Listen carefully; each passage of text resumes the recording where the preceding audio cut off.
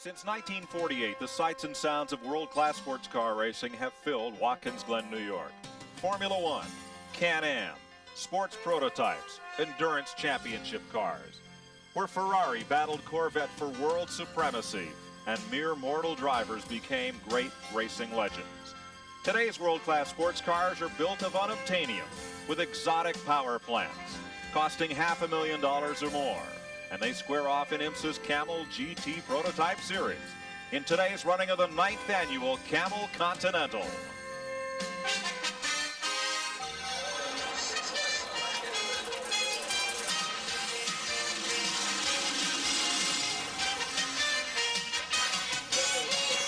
Scenic WatkinsGlen, New York, home of one of the nation's and the world's most famous road racing circuits, today plays host to the 9th annual Camel Continental for IMSA's Grand Touring Prototype Sports Cars.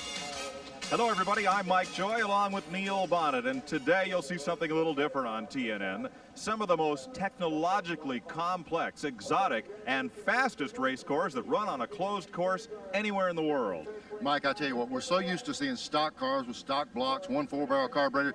These things are anything but that. So these things are full-bore race cars. They got engines and stuff built into them, aerodynamic designs I've never seen. It's going to be fun for me just to watch these drivers try to get around this track at the speeds they're running. It's unbelievable how fast they go and the workmanship on these cars. It's going to be fun. Let me give you an idea. They put a new portion of racetrack here at WatkinsGlen to slow the cars down and slow lap times by about 2 seconds per lap. It's called the inner loop at the end of the back straightaway. Well, Jaguar went out and built a car that was 4 seconds faster than last year, so despite this added complexity to the track, they have lowered the track record by a couple of seconds. For more on just how incredibly complex and beautiful these machines are, let's go to former SCCA Trans Am and IMSA GTO champion. Joining us on our telecast today, Dorsey Schrader. Folks, this is an IMSA GTP car. It's probably the most high-tech car built anywhere in the world. Any resemblance to a spaceship is intended. You know, there's no steel anywhere on this thing, guys. This is all made of composites, alloys, very lightweight cars. They have different size engines, but we're talking big horsepower, some 800-plus horsepower. And in cars like this Mazda, we're talking about a weight 1,750 pounds. That's half the weight of a Winston Cup car. These cars are rocket ships, they really are. But there's two classes that we have to look at. There's also Camel Lights. Just like a GTP car, a Camel Light car looks the same, but it's a little bit smaller. And in being smaller, it's also lighter. It takes 2 drivers to drive one of those, and they're getting ready to light these rockets off. So I think I'm going to go back up to you guys in the booth. Thanks, Dorsey. Let's move a little further up the grid to the fellow who regularly covers pit road on TNN's racing telecast, but today he's in a really different element. Glen Jarrett? Well, thanks, Mike. You're right. I am a fish out of water here, but this guy, Davy Jones, standing next to me, the pole sitter, certainly is not. New North American track record, over 150 miles an hour. That thing is really moving.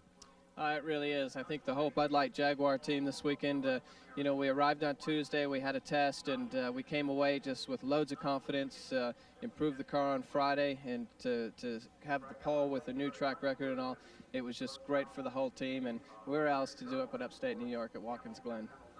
Well, it certainly has to be a thrill. But you got one guy, Fangio, is not that far behind you. You look for him to be your toughest competition? He really is. You know, the whole Toyota team is keeping a lot of pressure on us, and you know, this is the year that we want to win the championship, and you know, it's not going to be an easy championship by all means. They're keeping every little bit of pressure they can, and it's close. But that's what racing's all about.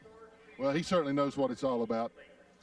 Keep your eye on this guy today. Thus far this year, Davy Jones has been the man to beat. The car stays under him, he'll be there.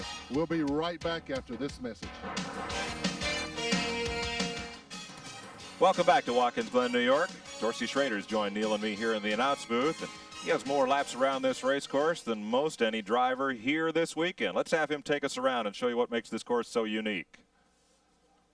The short course at WatkinsGlen is the fastest track that the IMSA cars ever see, with an average lap speed of over 146 miles per hour. As you go down the start-finish straightaway, you're already over 150 miles per hour approaching turn 1. Turn 1, some serious braking here to get the car woed down out of 5th and into 3rd gear. Now, that's a very good corner to pass on, but you have to have good exit speed, because exit speed leads you down the hill into turn 2, 3, and 4. We call them the S's, and the cars are taking those flat out and already achieving 160 miles per hour before they get to the top.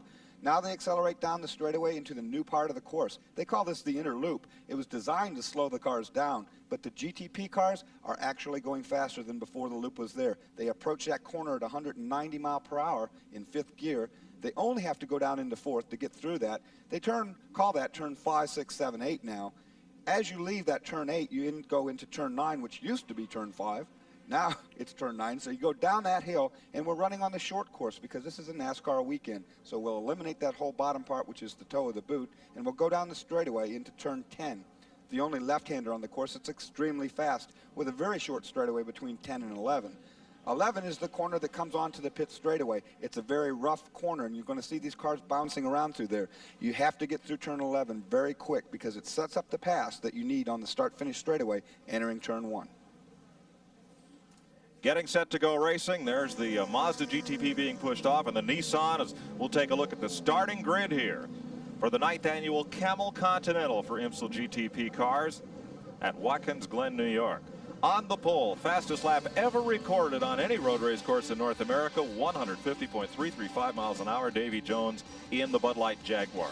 On the outside pole, Juan Manuel Fangio, the All-American Racers Dan Gurney Toyota Eagle. Starting third will be Fangio's teammate, that's P.J. Jones, Parnelli's elder son, in another Toyota Eagle Mark III. Bryce Cobb from Evergreen, Colorado, brings the Mazda 4-rotor rotary engine GTP car to 4th position on the grid. Defending Camel GT champion will share the Nissan with Chip Robinson. Pete Halsmer also in the Mazda GTP. Number 78 will start 6th. Oscar LaRaurie sharing the Torno Porsche, the Yost car with John Winter. Then David Tennyson, the Canadian, in a Chevrolet Spice. John Paul Jr. teamed with Giampiero Moretti in the Momo Porsche, goes off 9th. Then the first of the Camel Light entries. Parker Johnstone teamed with Dan Marvin in the BF Goodrich car. Fairman Velez and Andy Evans in the Norwegian Cruise Lines Scandia Buick is another Camel Lights entry. Charles Morgan of Conway, Arkansas, teamed with Tommy Riggins of Jacksonville in the 2nd Norwegian Cruise Lines Scandia Buick. Then Tim McAdam. He is with kudzu designer Jim Downing from Atlanta, Georgia in the Bel-Ray Oil Buick Kudzu. Bob Shader of Colorado and Tom Hessert of New Jersey will share the GTE MobileNet car. Then Wayne Taylor in the Donka BRM P351 making its North American debut. And David Roca from San Antonio, Mark Rodriguez from California in the Fujifilms Buick Spice. 16 cars will start this endurance test, and they'll go at it here on the Watkins Glen course for 2 hours, 45 minutes. The faster GTP cars, they're at the front of the field. Each driver on most of those cars will go the distance solo. The Camel Lights cars, and there's number 49, the first of those, the Acura-powered car, must make a driver change. And the strategy here is interesting. Some of these light cars think they may make this race with only one fuel stop. Well, they're actually looking for a yellow. If they get a yellow anywhere in this thing and they can go 10 laps or so, 5, 10 laps, and not have to come in and not run at race speed, they might be able to do it with one. It's a gamble, but they're looking to take it. Nice cool day for these cars, 67 degrees presently, expected up in the 70s. Getting set to go racing, and green is on. The Toyota of Fangio darts to the inside on Davy Jones, the Cortland, New York native. And Fangio will snooker the lead at turn 1, or will he? Well, he caught him asleep at the wheel right there. He got a good jump on him, and look at Davy held him off. So it's Davy Jones climbing up through the S's, going up through the gears. 160 at this point, 160 miles an hour as they pressed over the DeWitt Tunnel and down that back straightaway. These things have a lot of horsepower, and you're seeing it right now. You know, that 800 horses is talking as they go up that straightaway, going into that inner loop there. And this is the new inner loop toward the end of the back straightaway, and then into what was turn 5. You know, we talked about in the intro that the fact that these cars are going faster than before they put the inner loop in, and people are going to wonder why. Well, how can that be? You know, we've got to go 3 more turns there. These cars create so much downforce and so much drag that they would run out of top end speed halfway up the straightaway. The rest of the straightaway, they just couldn't do any more. So by putting that chicane in there, it dropped them back into the power band of the engine. Now they can accelerate off that corner and going about 10 mile an hour faster now in that turn 9 than they did last year. You know, Dorsey, this part of the track here, you're talking about how rough it is. You can see the cars really bouncing as they come through there. These things are sprung so much harder than any of the stock cars we look at. Yeah, we talked about how much downforce they make. Downforce being pressure on top of the car that the air creates as it goes through it. You know, these things develop up to 5,000 pounds of downforce. So they have to put really stiff springs in. You know, the engineers told us if you put the car upside down, on the racetrack and it was running, it would still stay this round. Good battle here among the Camel Lights cars. That's the Buick Kudzu designed by Atlanta and Jim Downing, the yellow car, leading this pack as they climb up through the S's. That's the Schader and Hessert car right behind that red Buick powered machine. Most of these Camel Lights cars are...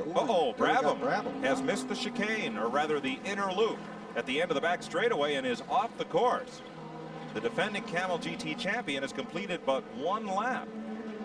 Boy, and he pulled it off there. He didn't miss the chicane. I mean, he intentionally has driven the car off there, so he's got a mechanical problem on his first completion of the first lap. That's a terrible one. Must have been a problem up the straightaway for him to be able to slow down and get that far off to the left of the inner loop. Davy Jones, the leader, and look at the advantage he's opened up on Fangio and P.J. Jones. I tell you, that was an impressive move at the first race, Fangio, to even get down on inside of that Jaguar. He's been so strong, but the strength of that Jaguar just couldn't hold him off. There are the two Toyotas. There's the Camel Light cars, and that's the lead battle right there between the 44 car. That's Andy Evans, I believe, and the one right behind it there is Parker Johnstone. Now, the first car there has got a Buick V6 in it, very much like they run in the Busch Grand National cars. It's a 3.4-liter motor, and the one right behind it is an Acura motor. That's 3-liter, so it's a little bit less engine, but it's a little lighter car. Here's the BRM making a pit stop, the number 8 car. Donka, the sponsor and manufacturer of copiers and fax machines. And this car makes its North American debut. BRM, fabled name in Grand Prix racing. Back through the 1960s and into the 70s, and having a very short day of it here. They had trouble in the morning warm-up session as well. I guess that car's about 2 weeks old now. It ran at Le Mans. They debuted the car there, and they just started it. They didn't have intentions of finishing it, but they just started it just to get the thing out there for the sponsor, and now they brought it to North America. Andy Evans shadowed by Parker Johnstone here as they come around turn 11 to complete their third lap around the 2.45 miles of Watkins Glen. Actually, I think it's FERMIN VELEZ that's in the car to start the car. In fact, I'm sure it would be, and that would be Parker right behind him. These guys are, I think, only a point apart in the championship, and they've been going at it every race. Buick against Acura. It shows up just exactly like you're talking about. A little bit bigger motor in the front car, a lighter car in the rear. On the straightaways, the front car pulls away, and as they get to the corners, it seems like the Acura can close up.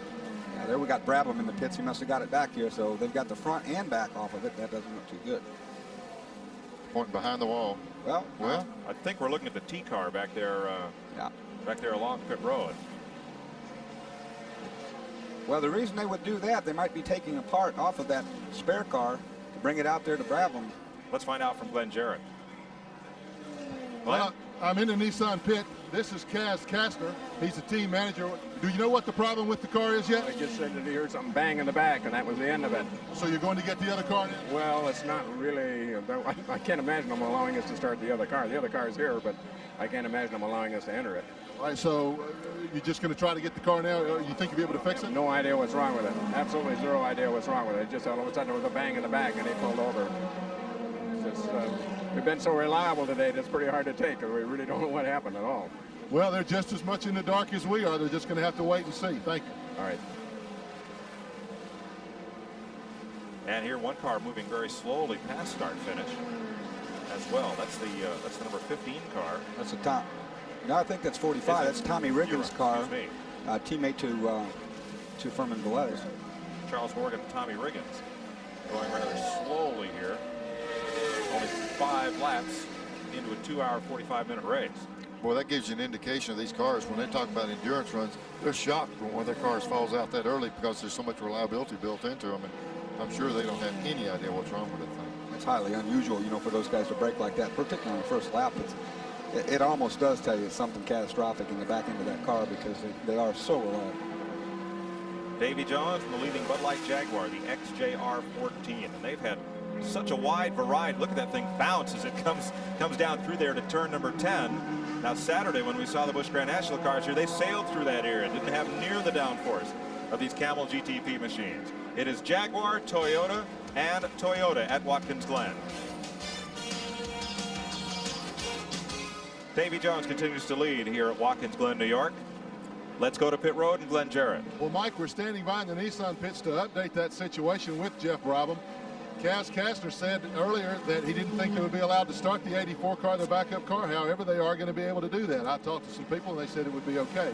But seriously, they are going to put Jeff back in the backup car as quick as they can get Jeff back in here to the pits to put him in the car. So he'll be back in the race shortly.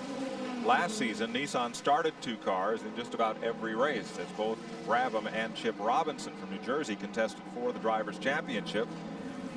You're looking at the number 84 Nissan, which came here as a backup car and was not officially entered in the event. But with Jeff Brabham stalling on the course after only 1 lap, Nissan hastily scribbled an entry form and has been able to be allowed to start this car from pit road 10 laps into the event. There's the Camel Lights leader, rather unexpectedly on pit road. And right behind him was the Camel Light second place. Both of these cars have the engine cover off. Doesn't look good. Buick power plant there for the number 44 of VELEZ and Evans. Meanwhile, Davy Jones just continues to roll around the New York countryside in the Bud Light Jaguar. I'm sure his team manager is telling him, whoa, whoa, whoa. You know, it's still early in this race. We've got over 2 hours and a half to go. You know, just get that thing slowed down. That's John Paul Jr. just behind in the Moretti car. And here's second place, Juan Fangio, the second of Argentina in Dan Gurney's Toyota. So poor John Paul's a lap down in 10 minutes and the car's running fine. Which tells you something about the Porsche's fortunes in IMSA racing this year. The all-time winning make in Camel GT and not having a good time with this season. There's no official Porsche factory team, but there are several customer cars in the event. Well, look at that thing bouncing around. You got to imagine what that's doing to the driver's back. These guys are pulling like 3.5 G's of cornering force, and some of these guys think they're going to go 2 hours and 45 minutes. Average speed around this course, nearly 150 miles per hour. Davy Jones in qualifying. Track officials had expected that lap times would be about 2 seconds slower with the addition of the inner loop. And trouble in one of the Mazdas. That's Pete Halsmer climbing out of his car at turn 9. And here comes the field. Trouble. Halsmer almost gets bagged without knowing it there. I believe I'd get off the track if I was him. Yeah, He vented his anger. Not in a good spot. He's right in the middle of the road. Looks like he's probably had a fire. That thing's smoking awful bad, and he's waving right now. Get somebody over there. I believe if I see him, I'd be heating those guys on the other side, waving him off the track. It's in a terrible place right there. Yeah, it is dead in the middle. That's what happened when that guy came around. He didn't know whether to go right or left. And now Pete's going to take care of the matters himself. P.J. Jones going past in the Toyota. And Halsmer trying to put the fire out.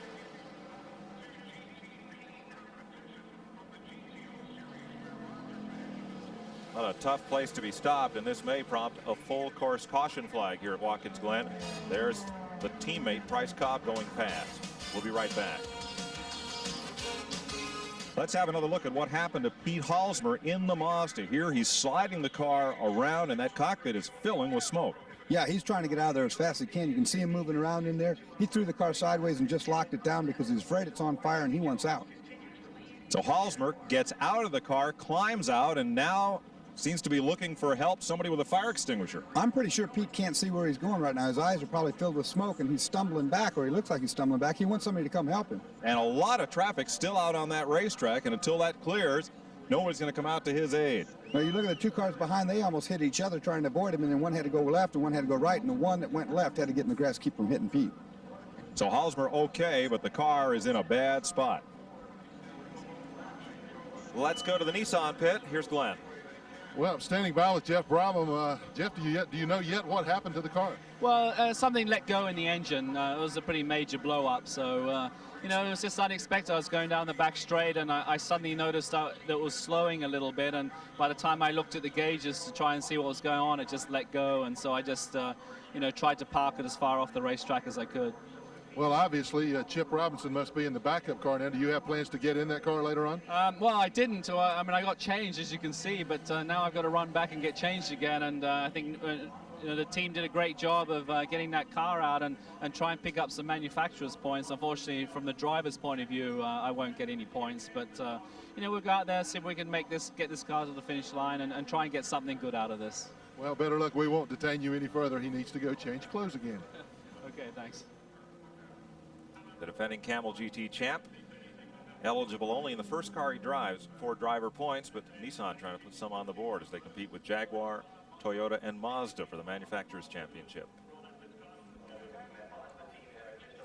Here's how they're running under caution for Pete Halsmer's car, which went up in an oil fire back at turn 9. The Jaguar, then the 2 Toyotas, followed by the Porsche and the Mazda in the first 5. David Tennyson and John Paul's Porsche, then the first of the lights car. Now Tim McAdams moved to the lights lead. Bob SCHADER and David Rocha running in the 10th position. Fermin VELEZ and Pete Halsmer posted in 12th. Charles Morgan, Parker Johnstone in the Acura, and Wayne Taylor in the BRM. Jeff Brabham's car will be credited with 16th in the 83 car, but now car number 84 is on the track, some 10 laps down, but still hoping to pile up points for Nissan.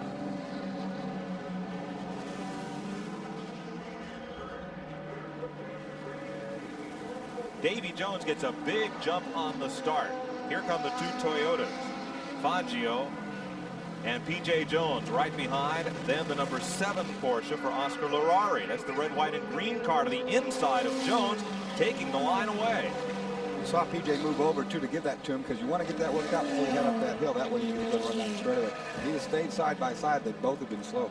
Right behind the silver car is the Mazda of Price Cobb. Then the Porsche. The red car is the number 30 Porsche of Jean-Pierre Moretti.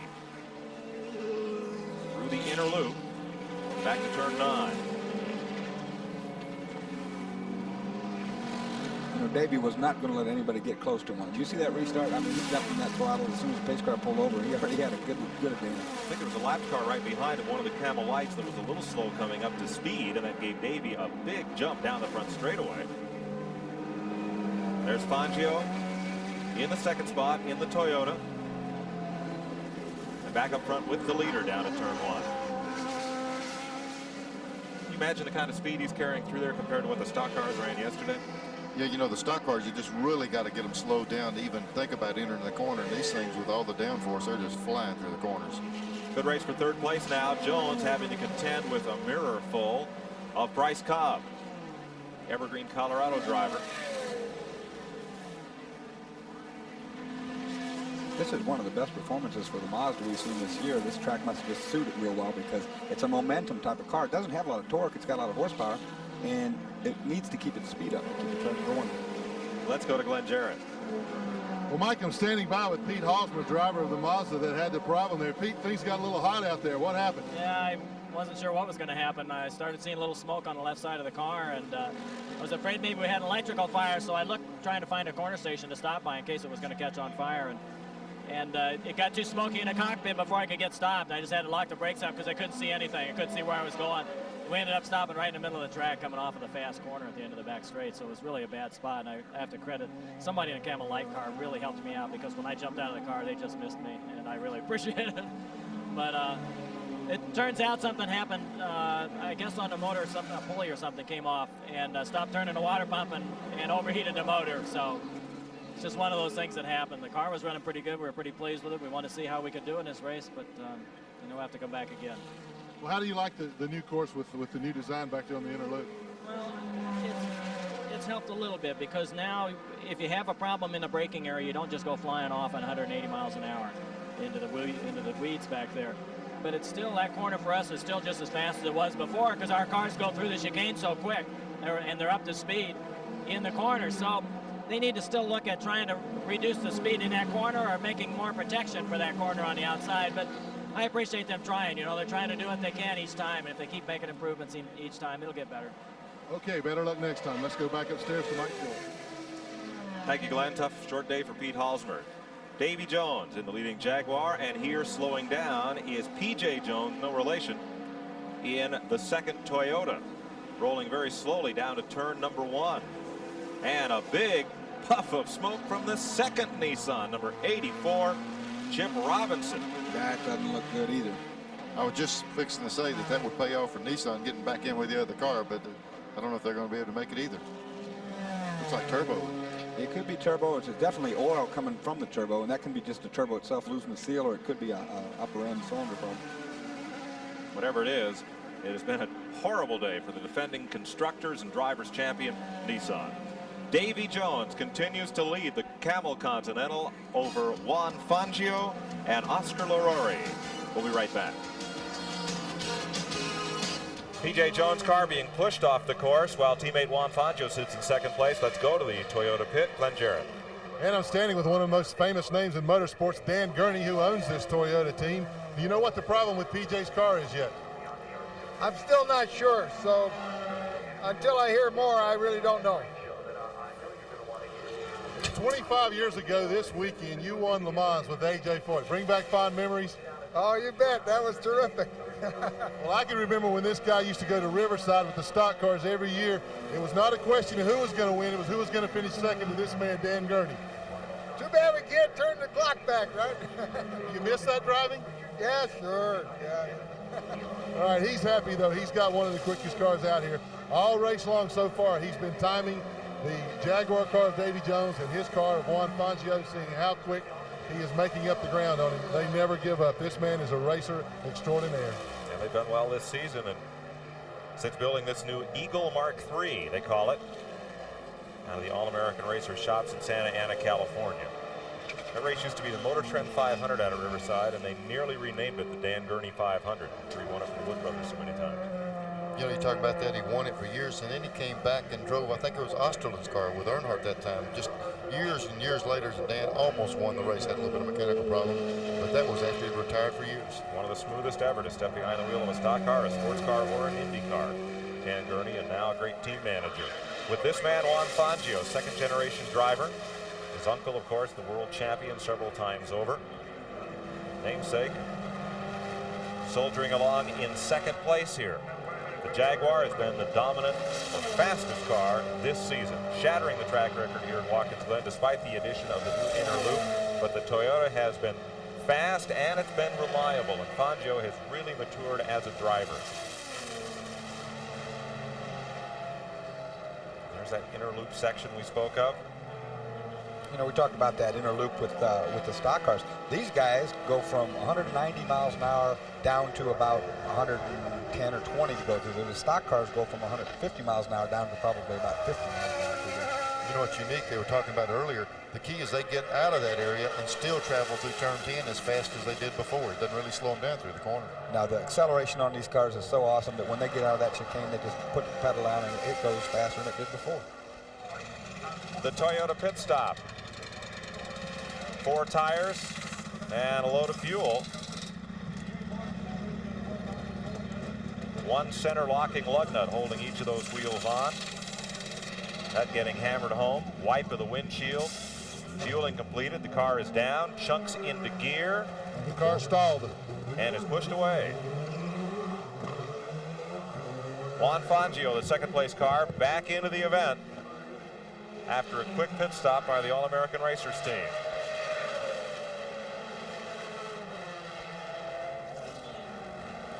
Bryce Cobb brings the fourth place Mazda onto pit road for scheduled service. Dorsey Schrader's there. Okay, he's brought the car to a stop, and they're going to also do a 4 tire change here. Shut the motor off for some reason. I don't know if that's intentional or not. They're putting the 4 tires on. That's a normal thing here. Unlike NASCAR, they always put 4 tires on. They have an air jacket that lifts these cars, so it makes it a little easier. Like you said, Mike, only 1 nut holds the wheel. He has not refired this car yet. Now it's started, and he's underway.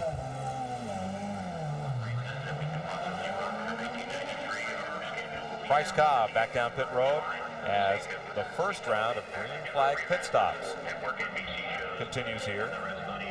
Again, these cars will normally not stop under caution unless it is a scheduled stop for fuel occurs during the caution period. There's Cobb back up to speed as he comes up through the S's. That leaves leader Davy Jones and the third place Porsche of Oscar LARRAURI still on the racetrack. Of the cars in the front 5, and it moves David Tennyson in the Chevrolet Spice up to 5th spot. None of those 3 cars have made this first pit stop as yet.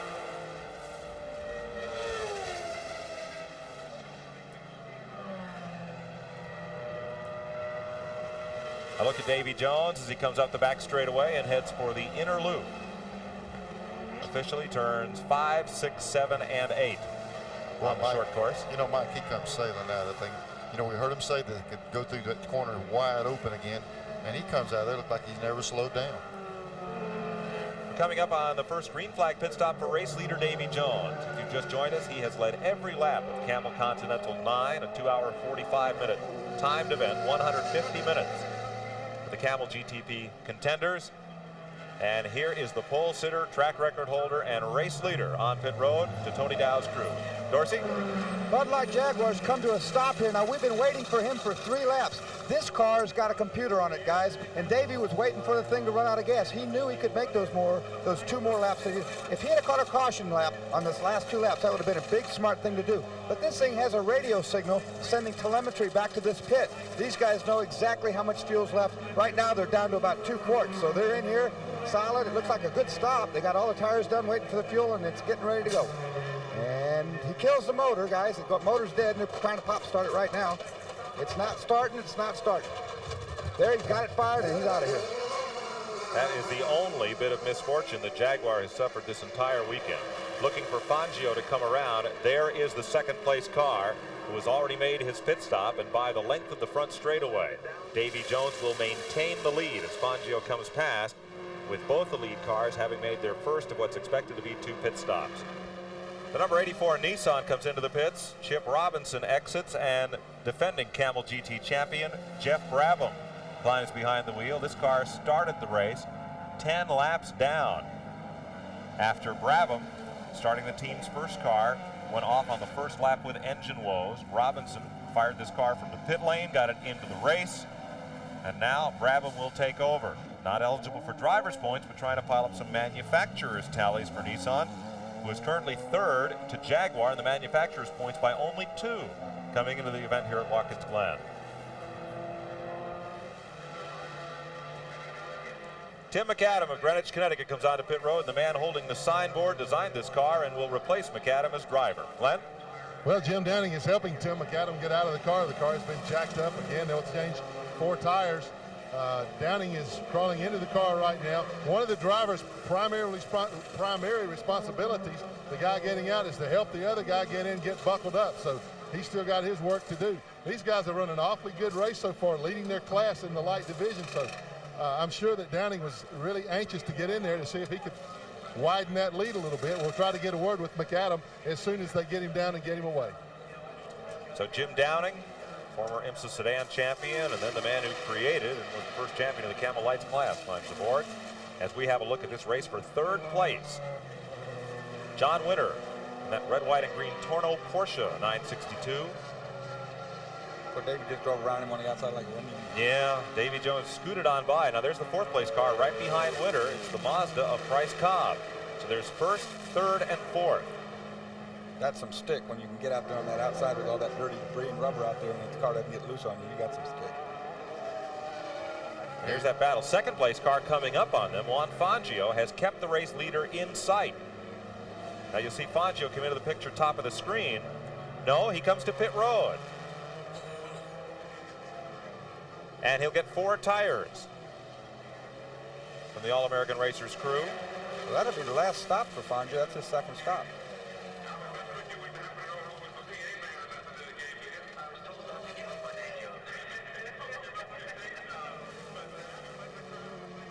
Appears to be routine service for Fangio, the defending champion of this race. Motor killed on that one too. And he got it started again.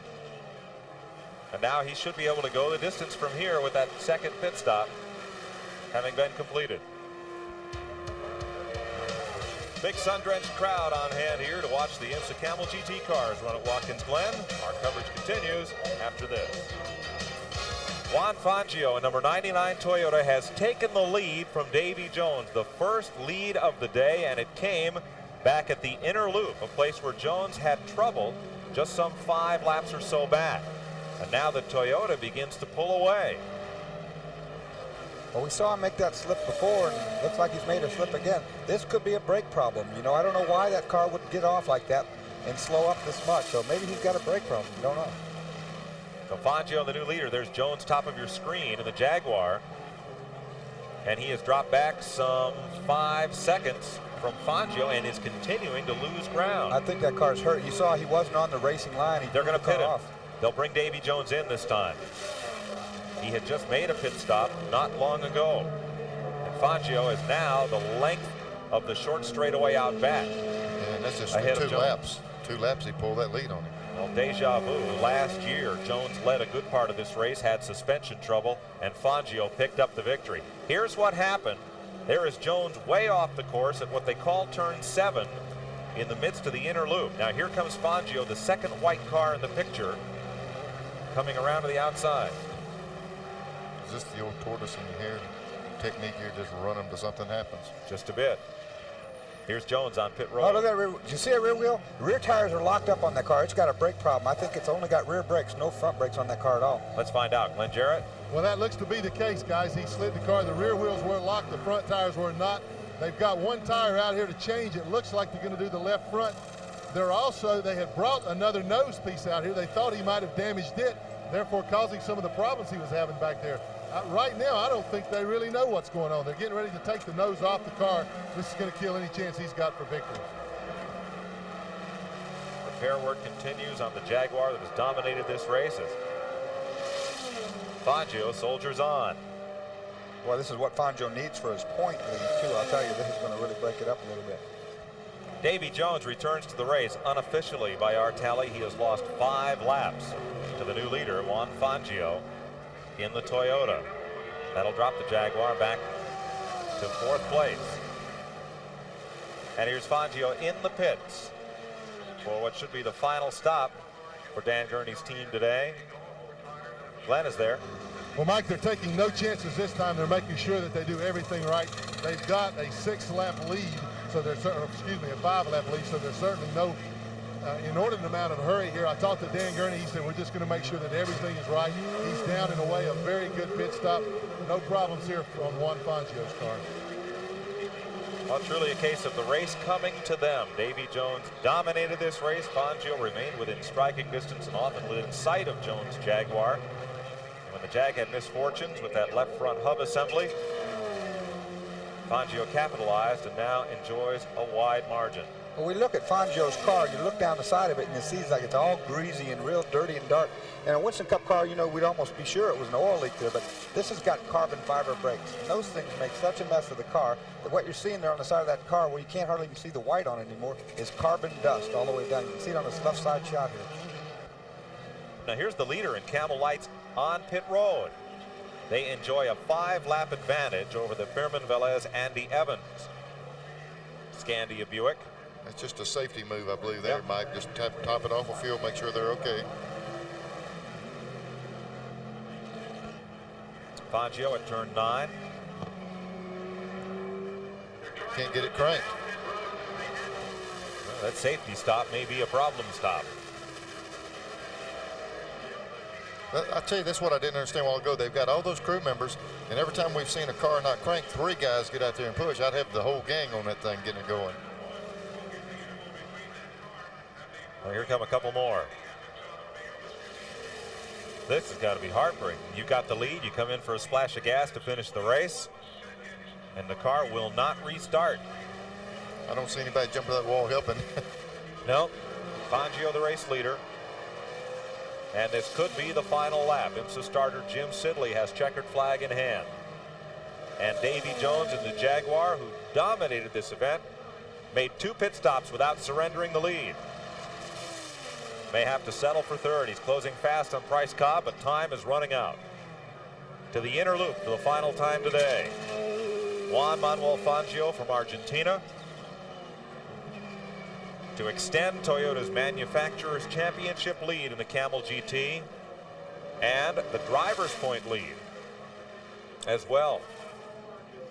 Toyota 5 points ahead of Jaguar for the Manufacturers title coming here to Watkins Glen. Fangio came here 8 points back of Davy Jones for the Drivers' Championship, and around turn 11 to the checkered flag for the 2nd year in a row. Fangio, Dan Gurney's All-American Racers, and Toyota win the Camel Continental. They're 2nd in Camel Lights based on the laps completed. He is the number 44 of Andy Evans. So the Acura does win the race, actually sitting on pit road. Unofficially. So in the top 5 today, Toyota, Mazda, Jaguar, Porsche, and the number 19 Chevrolet. Scoring here has the Acura 2 laps ahead of the Buick, but that is not a final tally.